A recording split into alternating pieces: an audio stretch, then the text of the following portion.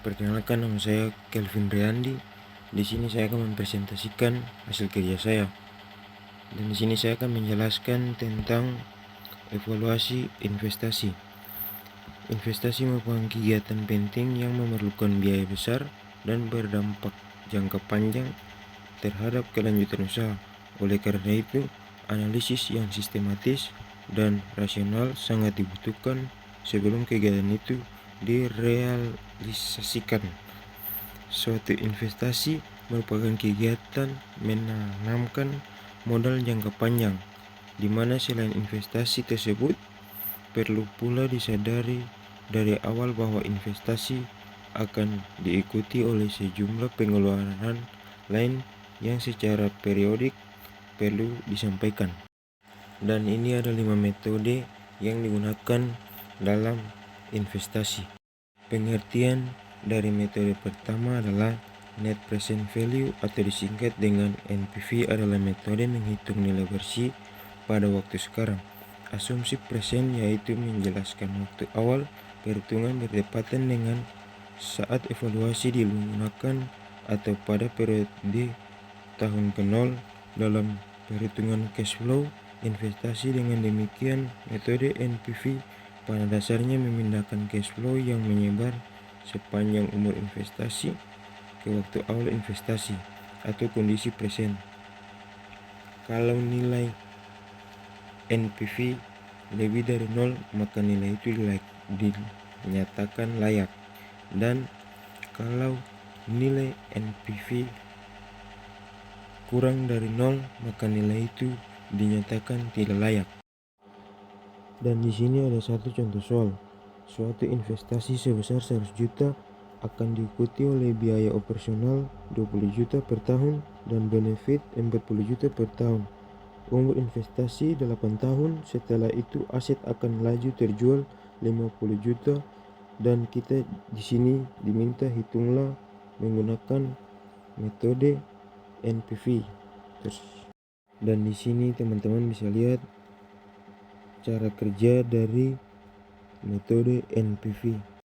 Dan kita masuk pada pengertian metode kedua, yaitu metode annual equivalent. Konsepnya merupakan kebalikan dari metode NPV.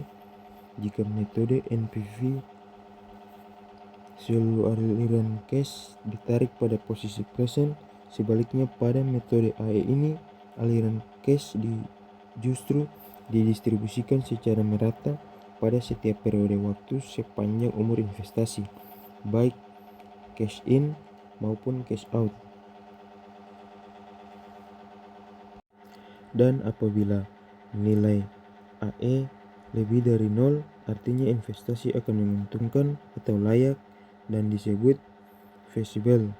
Sedangkan kalau nilai AE kurang dari 0, artinya investasi tidak menguntungkan atau tidak layak dan disebut unfeasible. Dan di sini ada contoh soal yang menggunakan metode AE atau annual equivalent.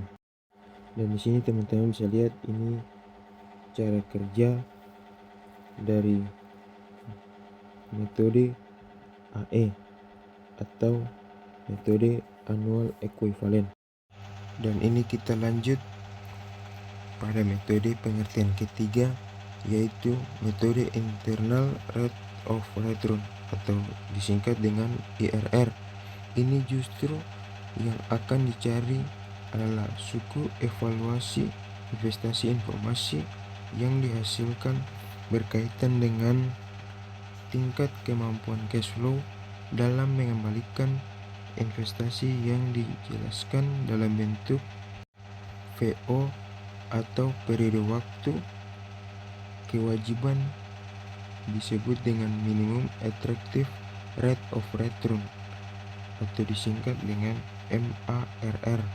Dengan demikian, suatu rencana investasi akan dikatakan layak menguntungkan jika IRR lebih dari MARR. Jika cash flow suatu investasi dicari NPV-nya pada suku bunga grafik NPV dengan nilai IRR tunggal pada umumnya akan menghasilkan nilai NPV maksimum. Selanjutnya, jika suku bunga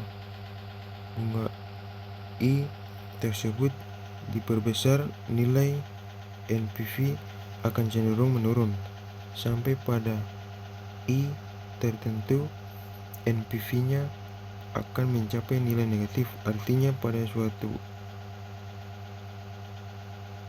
I tertentu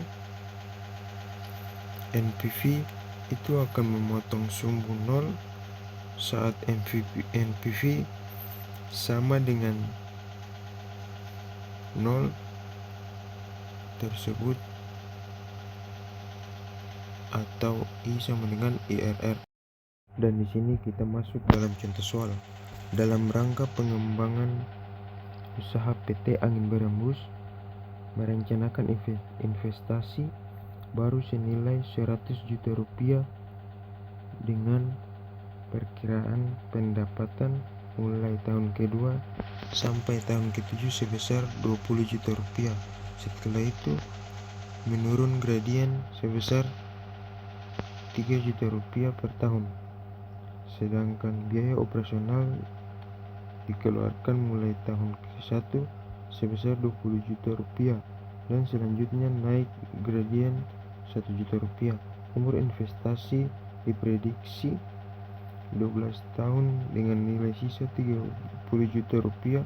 Di samping itu ada pendataan lump sum pada tahun ke-6 50 juta rupiah dan biaya overhaul pada tahun ke-7 7 juta rupiah. Ya, di sini teman-teman bisa lihat cara kerja dari soal yang tadi. Dan kita lanjut pada pengertian metode keempat, yaitu metode benefit cash ratio atau disingkat menjadi BCR.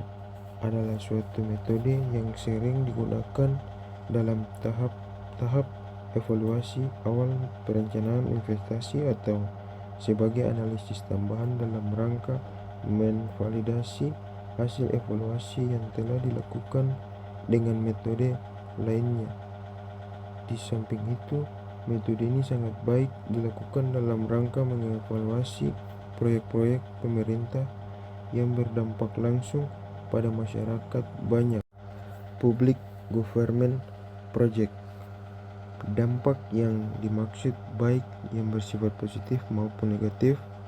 Metode BCR ini memberikan penekanan terhadap nilai perbandingan antara aspek manfaat benefit yang akan diperoleh dengan aspek biaya dan kerugian yang akan ditanggung kos dengan adanya investasi tersebut. Dan di sini apabila nilai BCR lebih dari 1, maka investasi dinyatakan layak atau feasible. Dan apabila nilai BCR kurang dari 1, maka nilai investasi tersebut dinyatakan tidak layak atau unfeasible. Ya, di sini teman-teman bisa lihat ada contoh soal dan juga cara penyelesaian yang menggunakan metode BCR. Ya, di sini kita akan masuk dalam pengertian metode yang terakhir, yaitu analisis payback period. Pada dasarnya bertujuan untuk mengetahui seberapa lama periode investasi akan dapat dikembalikan saat terjadinya kondisi pulang pokok break even point. Lamanya periode pengembalian atau kriteria keputusan untuk mengetahui apakah rencana suatu investasi tersebut layak ekonomis atau tidak. Diperlukan suatu ukuran atau kriteria tertentu dalam metode payback period.